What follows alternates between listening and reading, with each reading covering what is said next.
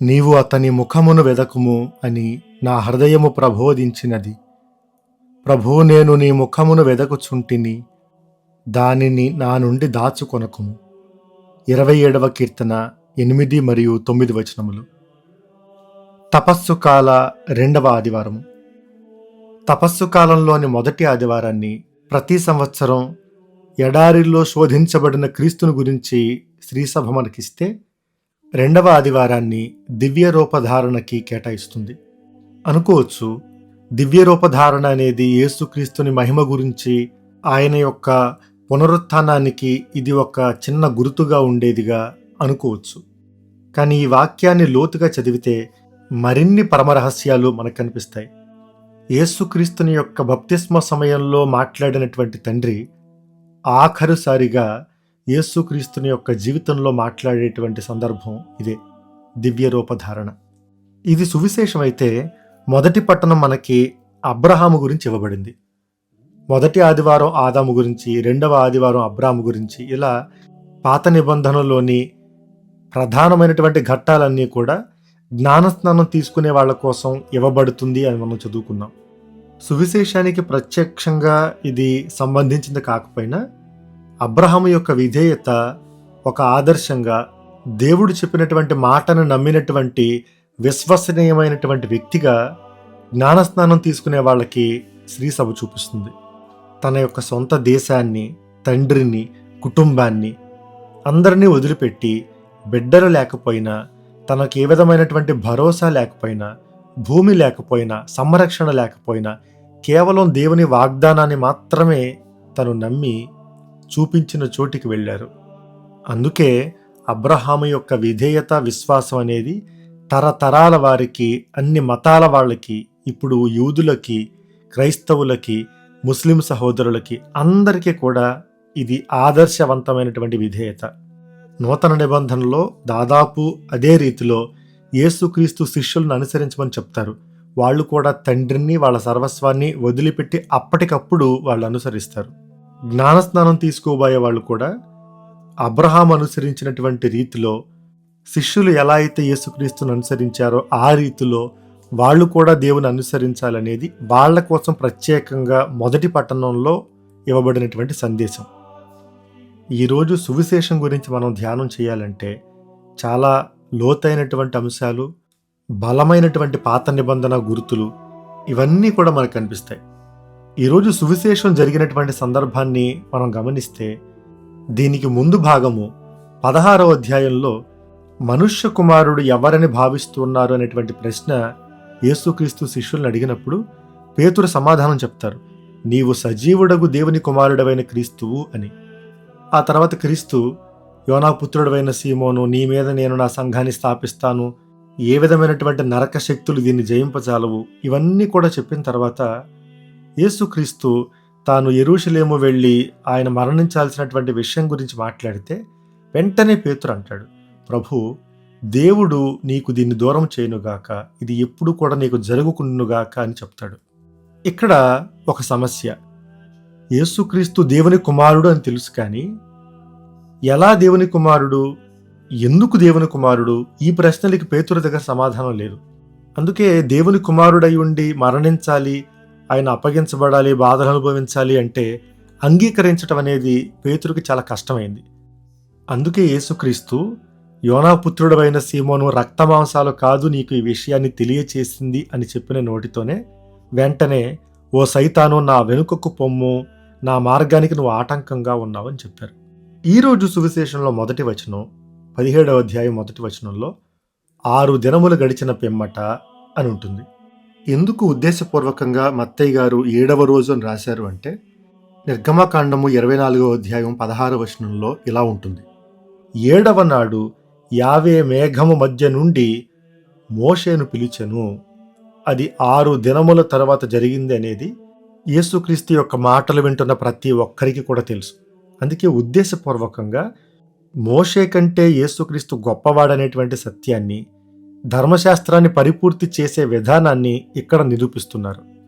ఇది ఈనాటి సువిశేషం యొక్క నేపథ్యం. ఈరోజు సువిశేషాన్ని, మన యొక్క తపస్సు కాల ధ్యానాన్ని 3 సందేశాలుగా మనం నేర్చుకోవచ్చు. మొట్టమొదటిది దివ్య ముఖము, రెండవది శ్రమల వెలుగు, మూడవది అనుచరుల శిలువ మార్గము. మొదటి సందేశము దివ్య ముఖము. ప్రారంభంలో చదివినటువంటి వచనము ప్రతిరోజు చదివే విధంగా భక్తి కీర్తన నుండి చదవలేదు. అది ఈరోజు ప్రవేశ వచనము, అంటే ప్రవేశ గీతం పాడడానికి బదులుగా ఈ వచనాన్ని ఉపయోగిస్తారు. ఈ వచనం చదివిన తర్వాత సిలువ గుర్తు వేస్తారు పాటలు పాడనప్పుడు. అది మరోసారి చదువుదాం. నీవు అతని ముఖమును వెదకుము అని నా హృదయము ప్రబోధించినది. ప్రభు, నేను నీ ముఖమును వెదకుచుంటిని, దానిని నా నుండి దాచుకొనకుము. ఎందుకు ముఖము గురించి ప్రస్తావించింది శ్రీసభ? సువిశేషంలో కూడా యేసుని ముఖము సూర్యుని వలె ప్రకాశించెను. శిష్యుల గురించి రాసేటప్పుడు వారు బోరగిల పడిరని ఉంటుంది. మూల భాషలో కానీ ఇంగ్లీష్లో కానీ అన్ని అనువాదాల్లో కూడా ముఖముల మీద they fell on their faces అని ఉంటుంది. అంటే ముఖాన్ని క్రిందికి పెట్టి బోరగిల పడటం. ఈ తిరుముఖము లేదా దివ్య ముఖము అనేది ఒక ప్రధానమైనటువంటి అంశముగా, సందేశంగా మనం భావించవచ్చు. ఎందుకు యేసుక్రీస్తుని యొక్క ముఖము సూర్యుని వలె ప్రకాశించను అని మత్తయి గారు రాస్తూ ఉన్నారు? ఇది కేవలం మత్తయి సువార్తలో మాత్రమే ఉంటుంది, సూర్యుని వలె ప్రకాశించటం అనేటువంటి పదజాలం. ఇది ఉద్దేశపూర్వకంగా రాసినటువంటిది.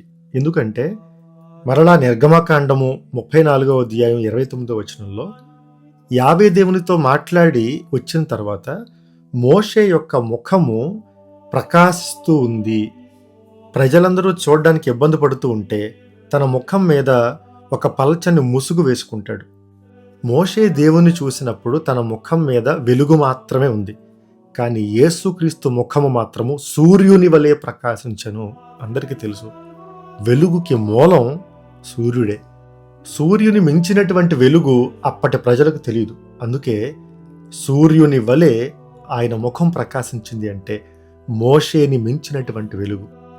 మోషేది దేవుని నుండి తీసుకున్నటువంటి వెలుగు అయితే యేసుక్రీస్తు స్వయం ప్రకాశమైనటువంటి వెలుగు. వెలుగుకు మూలము ఆయనే అనేటువంటి సత్యాన్ని ఇక్కడ మత్తయి గారు ప్రస్తావిస్తున్నారు. దివ్యరూప ధారణ జరిగినటువంటి ఈ పర్వతం మీద మోషే, ఏలియాలు ఇద్దరూ కనిపించారనేటువంటి విషయాన్ని 3 సువార్తల్లో కూడా మనం చూస్తాం. ఎందుకు వాళ్ళిద్దరే వచ్చారు అంటే సాధారణంగా చెప్పేటటువంటి మాట, ధర్మశాస్త్రము, ప్రవక్తల ప్రబోధం రెండూ కూడా కలిసి ఉండేటువంటి విధంగా అని చెబుతూ ఉంటారు. అది చాలా అర్థవంతమైనటువంటి ఒక విశ్లేషణ. కానీ దీని వెనక ఇంకొక బలమైనటువంటి ఒక సందేశం ఉంది. ఏంటి అంటే నిర్గమకాండం 33వ అధ్యాయము 20వ వచనము 23వ వచనంలో మోషే ప్రవక్త ఒక చిన్న కోరిక కోరతాడు. ప్రభు, నాకు నీ తేజస్సును చూడాలని ఉందని అడుగుతాడు. అంటే నాకు నీ ముఖాన్ని చూడాలని ఉంది అని. దానికి 2 సార్లు, ఈ 20వ వచనం 23వ వచనంలో 2 సార్లు నువ్వు నా ముఖాన్ని చూడలేవు, నా ముఖాన్ని చూసి ఏ మనిషి కూడా తట్టుకోలేడు అని 2 సార్లు ఆ కోరికని యావే దేవుడు తృణీకరించడం మనం చూస్తాం. దేవుడు ఆత్మస్వరూపుడు, తనకి ఒక ముఖము లేనటువంటి వాడు. కాబట్టి దేవుని తేజస్సును చూసి తట్టుకోగలిగేటువంటి శక్తి మోషే అంతటి గొప్ప ప్రవక్తకి కూడా లేదు. దేవునితో ముఖాముఖి మాట్లాడాడని చెప్పినా కూడా ఆయన దేవుని చూడలేదు, దేవుని ముఖాన్ని ఆయన గాంచలేదు. కానీ ఆ కోరిక మాత్రం అలా ఉండిపోయింది. ఆ తర్వాత ఏలియా ప్రవక్త అదే కొండ మీద, సేనాయి పర్వతాన్నే హోరేబు పర్వతం అని కూడా పిలుస్తూ ఉంటారని చెబుతూ ఉంటారు. అదే పర్వతం మీద రాజుల మొదటి గ్రంథం 19వ అధ్యాయము 8వ వచనం నుండి 13వ వచనం వరకు మనం చదివితే అక్కడ యావే దేవుడు నీవు కొండ మీదకి ఎక్కిపోయి అచట నా ముందు నిలబడుము అని చెప్పినప్పుడు ఏలియా కొండ మీదకి ఎక్కి దేవుని కోసం వెతుకుతూ ఉంటాడు. పెద్దగా వీచేటువంటి గాలులు చూసినప్పుడు ఆ గాలిలో దేవుడు కనిపించడు. ఆ తర్వాత భూకంపం వస్తుంది, ఆ భూకంపంలో కూడా దేవుడు ఉండడు. ఆ తర్వాత నిప్పు వస్తుంది, నిప్పులో కూడా దేవుడు ఉండడు. ఆ తర్వాత చివరన ఒక మెల్లని నిమ్మళమైనటువంటి స్వరం వినిపిస్తుంది. అది వినగానే ఏలియా ఏం చేస్తాడంటే తన ముఖాన్ని కప్పుకుని వెళ్ళి కొండ బొరియ అంచున నిలబడి ఉంటాడు. ఈ 2 పాత నిబంధన సంఘటనల్లో కూడా ఒక విషయం కేంద్రంగా ఉంటుంది. ఇద్దరూ కూడా దేవుని కోసం వెతికారు, దేవుణ్ణి చూడాలనేటువంటి తపన కలిగి ఉన్నారు. చూడలేక ముఖాన్ని కప్పుకునేటువంటి పరిస్థితి ఇద్దరికీ కూడా వచ్చింది.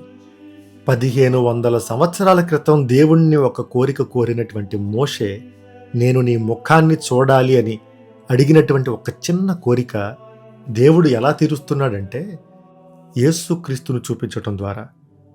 ఇదిగో మోషే, నువ్వు నన్ను అడిగినప్పుడు నాకు ముఖం లేదు, నా ముఖాన్ని చూడాలి అని నువ్వు కోరుకున్నావు కదా, ఇదిగో ఈయన నా ప్రియమైన కుమారుడు అనేటువంటి మాట ద్వారా కేవలం శిష్యులతోనే కాదు, దేవుడు వీళ్ళిద్దరితో కూడా మాట్లాడుతున్నారు.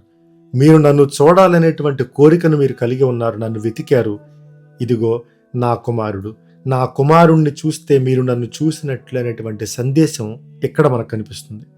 Jesus is the face of the father.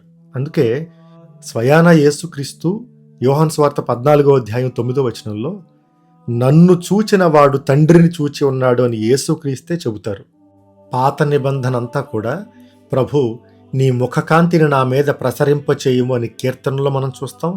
అలానే సంఖ్యాకాండం 6:25-26 మనం ఇంతకుముందు చాలాసార్లు చెప్పుకున్నాం.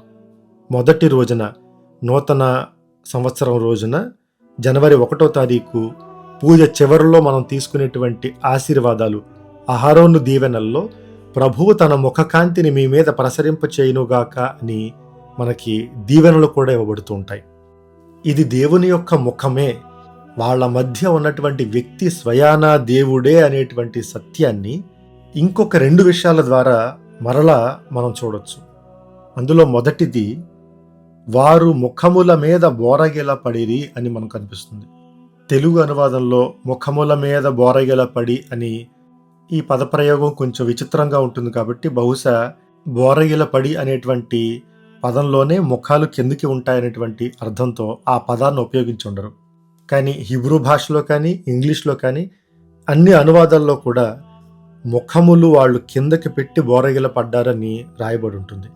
ఎందుకు అంత స్పష్టంగా వాళ్ళ ముఖాల్ని క్రిందికి పెట్టి వాళ్ళు బోరగిల పడ్డారు అని ఉంటుంది అంటే పాత నిబంధనలో అదే మాట ఉపయోగించబడుతుంది కాబట్టి. లేవియకాండం 9:24 ప్రభువును చూచి వాళ్ళు సాగిలపడిరని ఉంటుంది. అక్కడ కూడా ముఖాలు వాళ్ళు క్రిందికి పెట్టి సాగిలపడ్డారు, ఫెల్ ఆన్ దేర్ ఫేసెస్ అని మనకు కనిపిస్తుంది.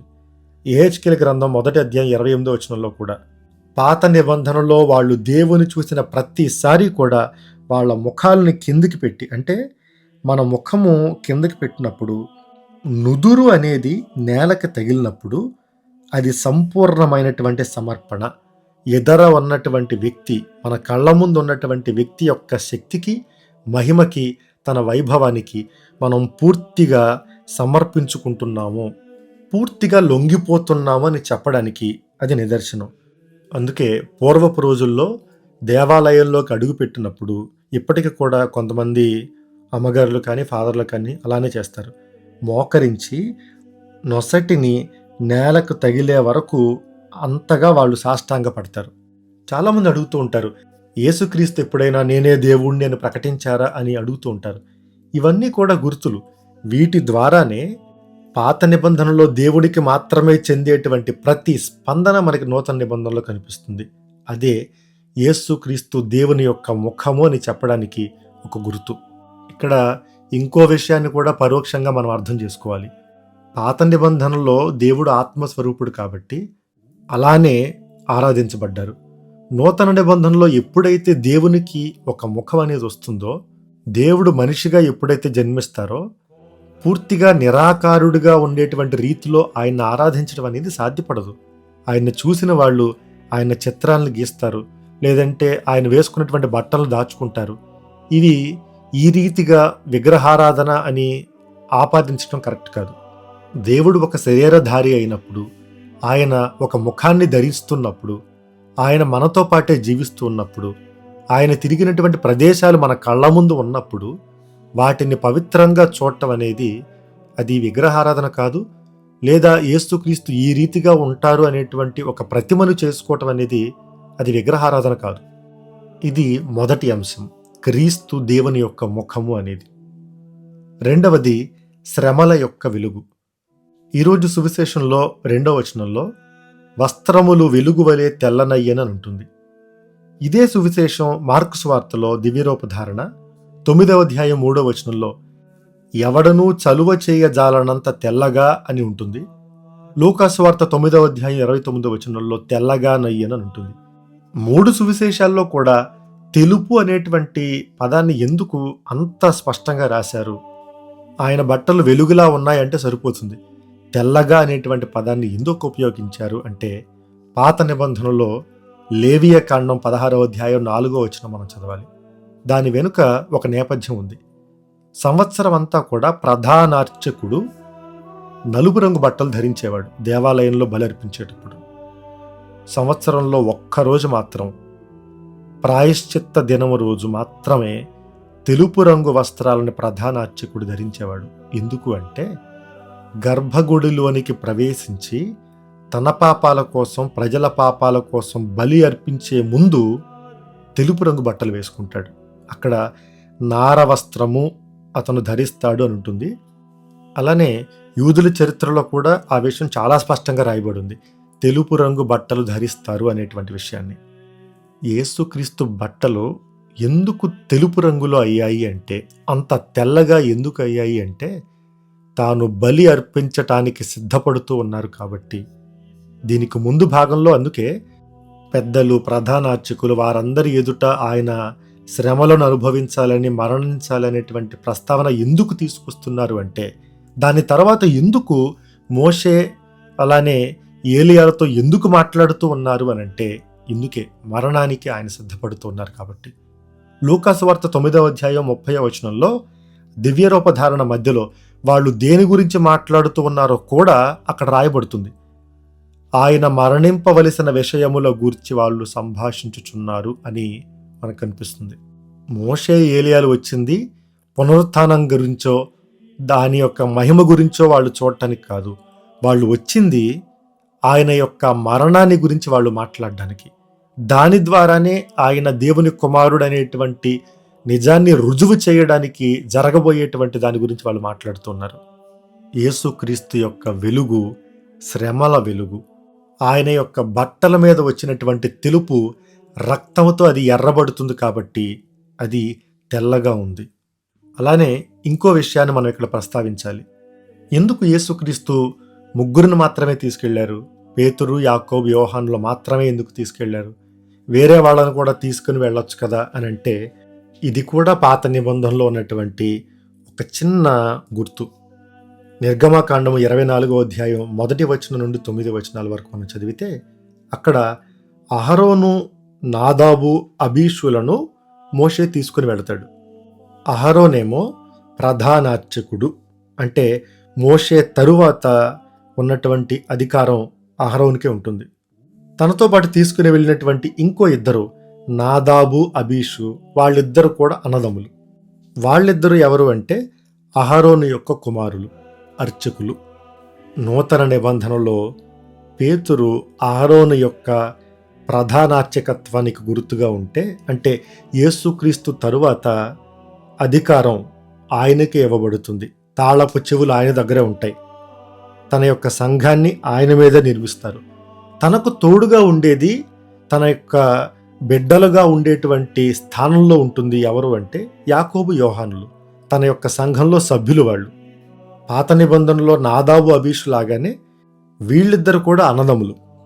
కథోలిక సంఘంలో ఉండేటటువంటి యాజక ధర్మానికి ఇది ఒక బలమైనటువంటి గుర్తు. ఇంకొక అంశం, మేఘము కొండను క్రమేను అనేటువంటి మాట నిర్గమకాండము 34వ అధ్యాయం 5-6 వచనాల్లో ఉంది. పాత నిబంధనలో మేఘం కనిపించిన ప్రతిసారి కూడా అది యావే దేవుని యొక్క ఉనికి, యావే దేవుడు వాళ్ళ మధ్యన ఉన్నారు అనేటువంటి సత్యాన్ని తెలిపేటటువంటి ఒక నిదర్శనం. ఈరోజు సువిశేషంలో 5వ వచనంలో, అంతలో ఒక కాంతివంతమైన మేఘము వారిని ఆవరించెను. అది జరగగానే మేఘం నుండి ఒక స్వరము, ఈయన నా కుమారుడు, నా ప్రియమైన వాడు, ఈయన గూర్చి నేను ఆనందించుచున్నాను. ఈ మాటలో యాకోబు, యోహాను, పేతురులతో పాటే మోషే, ఏలియాలకు కూడా ఇది ఒక సందేశం. చదివే వాళ్ళందరికీ కూడా ఇది ఒక సందేశం. ఇది రెండవది. మూడవది అనుచరుల శిలువ మార్గము. ప్రారంభంలో నేపథ్యంలో మనం చెప్పుకున్నాం.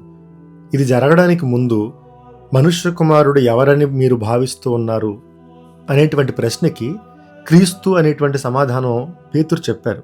అది చాలా స్పష్టంగా యేసుక్రీస్తు చేసేటువంటి అద్భుత కార్యాల రూపంలో, ఆయన చెప్పే బోధనల విషయాలు ఇవన్నీ కూడా చాలా స్పష్టంగా ఉంది. దీనిలో ఏ విధమైనటువంటి కన్ఫ్యూజన్ కానీ, ఏ విధమైనటువంటి వ్యత్యాసం కానీ ఇవేమీ కూడా లేవు. కానీ ఎప్పుడైతే యేసుక్రీస్తు నేను శ్రమలు అనుభవించాలి, మరణించాలని చెప్పారో, దాన్ని అంగీకరించేంత విశ్వాసము, దాన్ని తట్టుకోగలిగేంత శక్తి పేతురికి ఇంకా రాలేదు. అందుకే అడ్డుపడుతూ ఉన్నాడు. నీకిలా జరగకూడదు ప్రభువా అని చెబుతూ ఉన్నాడు. పేతురుని యేసుక్రీస్తు ఒక నాయకుడిగా ఎన్నుకున్నారు. తనకే పరలోకపు తాళపు చెవులిస్తున్నారు. తనకి శ్రమల గురించినటువంటి సత్యం తెలియటం అనేది చాలా చాలా ముఖ్యమైనటువంటి ఒక అవసరం. అందుకే వెంటనే దివ్యరూప ధారణకి వీళ్ళ ముగ్గురిని తీసుకుని వెళుతూ ఉన్నారు. వాళ్ళలో పేతురికి సందేశం సరిగ్గా అర్థం కావాలి. ఆయన క్రీస్తు ఎలా అవుతున్నారు అంటే శ్రమల ద్వారానే. నీకు ఈ విషయాలను తెలియచేసింది రక్తమాంసాలు కాదు, పరలోకమందున్న నా తండ్రి అని చెప్తున్నారు. అక్కడ తండ్రి క్రీస్తు అనేటువంటి విషయాన్ని సగం చెప్పారు. మిగతా సగం ఈ కొండ మీద అది ఆమోదించబడుతూ ఉంది. మరణించటానికి వెళుతున్నటువంటి తన కుమారుని యొక్క శ్రమలని ఇక్కడ యావే దేవుడు ఆమోదిస్తూ ఉన్నారు. దీని తరువాత తండ్రి దేవుని యొక్క స్వరాన్ని మరలా మనం వినం. ఇక్కడ కూడా పేతురికి పూర్తిగా అర్థం కాలేదు. కేవలం పునరుత్థానం తర్వాతే వీళ్ళకి అర్థమవుతుంది. అందుకే పేతురు ఇక్కడే ఉండిపోదాం, కిందకి వెళ్ళొద్దని అంటాడు. ఎందుకంటే కిందకి వెళితే శ్రమలు అనుభవించాలి, సిలువ మరణం, ఇవన్నీ కూడా అర్థం చేసుకునేంత పరిణితి కానీ విశ్వాసంలో ఎదుగుదల కానీ తనకింకా రాలేదు. అందుకే ఇక్కడే ఉండిపోదామని ఇంకా శ్రమలను తప్పించుకునే ప్రయత్నమే చేస్తూ ఉన్నాడు. నిజానికి ఇందాక మనం దివ్య ముఖము గురించి మాట్లాడుకున్నాం. ఆ దివ్య ముఖము వెలుగుతో ఉంటే దాన్ని ఎవరు చూడలేరు. సూర్యుని అంత వెలుగు వచ్చింది అంటే దాన్ని ఎవ్వరు కూడా చూడలేరు. ముఖాల్ని కింద పెట్టి దాచుకుంటారు. మన జీవితాల్లో దేవుని కాంతిని దీవెనగా భావించి చూస్తాం, కానీ శ్రమలను కూడా దేవుని యొక్క రక్షణగా మనం భావించి అంగీకరించలేం. యెషయా ప్రవక్త గ్రంథము 53వ అధ్యాయము 2-3 వచనాల్లో ఆ ముఖానికి ఒక సౌందర్యం కానీ చక్కదనము కానీ లేదాయను అని ఉంటుంది. దేవుని యొక్క ముఖాన్ని, దాని నుండి వచ్చే వెలుగును అందరూ కావాలని కోరుకుంటారు. ప్రభు, నీ ముఖకాంతిని నా మీద ప్రసరింప చేయము అని ప్రార్థనలు చేస్తారు. కానీ నిజంగా బాధామయ సేవకుని యొక్క ముఖంలో ఉన్న రక్తాన్ని, ఆ శ్రమలను చూస్తే వెంటనే అందరూ కూడా ముఖము తిప్పుకుంటారు అని యెషయా ప్రవక్త చెబుతూ ఉన్నాడు. వెలుగును చూడగానే వాళ్ళు ముఖాలపై పడి సాగిల పడుతున్నారు, కానీ బాధామయ సేవకుని యొక్క ముఖాన్ని చూసి మాత్రం ఎవ్వరు కూడా చూడటానికి కూడా ఇష్టపడలేదని 3వ వచనంలో మనం చూస్తాం. 53వ అధ్యాయం. దేవుని యొక్క ముఖాన్ని చూడాలి అని మనం కోరుకుంటాం కదా. ఆయన అసలైనటువంటి రూపము, ఆయన నిజమైనటువంటి స్వరూపాన్ని మనం చూడాల్సింది సిలువ మీద.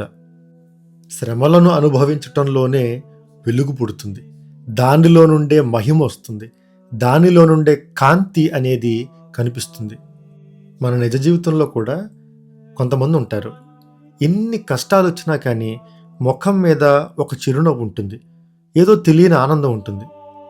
దాన్ని మించినటువంటి కాంతి మనకు లేదు. దాన్ని మించినటువంటి ప్రేరణ, సౌందర్యవంతమైనటువంటి విశ్వాసం మనకు కనిపించదు. ఈ తపస్సు కాలంలో ఎందుకు ఉద్దేశపూర్వకంగా శ్రీసభ 2వ ఆదివారం రోజున దివ్యరూపధారణ గురించి మనకి ఇచ్చింది అంటే, దివ్యరూపధారణలో మనకు కనిపించే వెలుగు శ్రమల యొక్క వెలుగు. అది ప్రతి క్రీస్తు అనుచరుడు కూడా నడవాల్సినటువంటి ఒక శిలువ మార్గం. ఇందులో నుంచి తప్పించుకోవడానికి, గుడారాలు నిర్మించుకుని ఒక దగ్గర కూర్చోవటానికి, నీకెట్లా జరగకూడదని అనుకోవడానికి అది కేవలం ఒక అడ్డు మాత్రమే. దాన్ని జయించటానికి దివ్యరూపధారణ మనకి ఒక బలమైనటువంటి గుర్తుగా, దిక్సూచిలా కనిపిస్తుంది. ఈయన నా ప్రియమైన కుమారుడు ఎందుకు అంటే, శ్రమలను అనుభవించి దాని ద్వారా తండ్రి చిత్తాన్ని నెరవేరుస్తారు కాబట్టి.